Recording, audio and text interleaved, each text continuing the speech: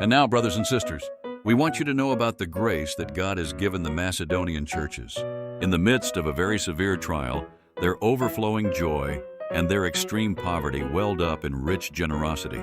Grace in giving Paul highlights the Macedonian churches, not for their wealth, comfort, or status, but for their radical generosity in the face of extreme poverty and persecution. What should have been a season of survival became a moment of sacrificial giving, and Paul calls it the grace of God at work. Here's the paradox. Severe trial plus extreme poverty plus overflowing joy equals rich generosity.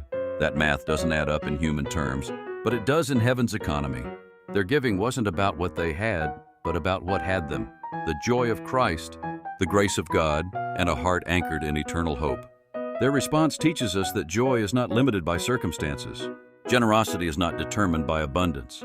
Grace can turn lack into overflow. The Macedonians didn't wait for better times to be generous. They gave beyond what made sense because their giving was rooted in grace, not comfort. Do I wait for perfect conditions before I give, serve, or bless others? Have I allowed trials to shut down my joy or my generosity? Am I relying on grace or my own means to live generously? God's grace can empower you to give joyfully, even in your hardest seasons. Because when you give from grace, you're not losing, you're sowing.